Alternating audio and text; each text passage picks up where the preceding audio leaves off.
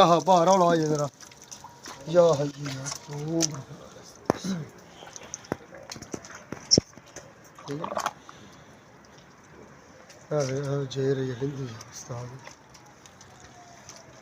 साजी पट्ठा पुट्ठा मुँह मारिया मैंने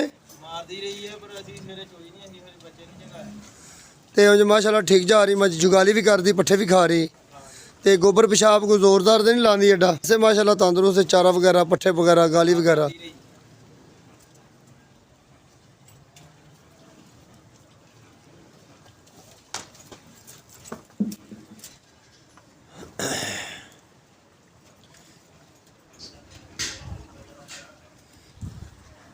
अस्सलाम वालेकुम। Doctor Mohammad Riyaz Ajveri veterinary clinic and pharmacy चौक शादीपुरा। ये एक भैंस है, ये तकरीबन कोई 7 से 8 घंटे पहले इसने ये पार्चुरेशन कम्प्लीट किया।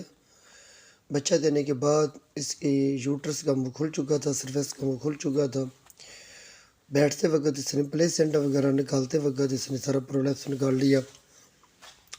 तो तकरीबन 4 घंटे के बाद ऑनर को पता चला तो ये भैंस काफ़ी हद तक यानी कि परेशान थी, इसकी हालत काफ़ी सीरियस थी। तो इन्होंने हमसे रब्ता किया। तकरीबन हमने रात 12 बजे जाकर हरबंसपुरा कॉलोनी में जाकर ये प्रोलैप्स का केस हैंडल किया।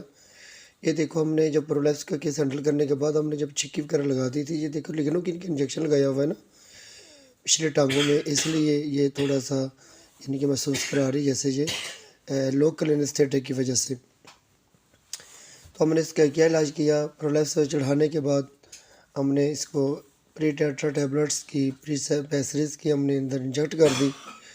साथ हमने इंजेक्शन तौर पर हमने प्रोंटोसिल का 40 ml इंजेक्शन लगाया और साथ हमने मेलॉक्सिकिम 20 ml दिया और पावर के लिए, ताकत के लिए हमने एमिवाइकम का इंजेक्शन 20 ml दिया। ये देखिए भैंस चल कर जा रही है और अब ये भैंस काफ़ी हद तक बेहतर है।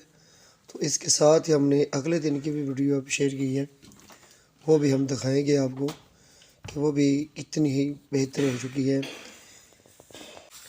मेरा ये मशवरा होता है कि अगर जानवर कमज़ोर हों तो बच्चा देने के बाद फ़ौरन जानवर को यानी कि प्रोलैप्स की हिफाजत के लिए छिक्की वगैरह लगा देनी चाहिए और साथ ये भी कोशिश करनी चाहिए कि इसकी यानी कि निगरानी भी की जाए ताकि किसी किस्म की भैंस को कोई किसी किस्म की यानी कि प्रोलैप्स की प्रॉब्लम ना बने, प्लेसेंटा का यानी कि बेहतर तरीके से पता चल सके।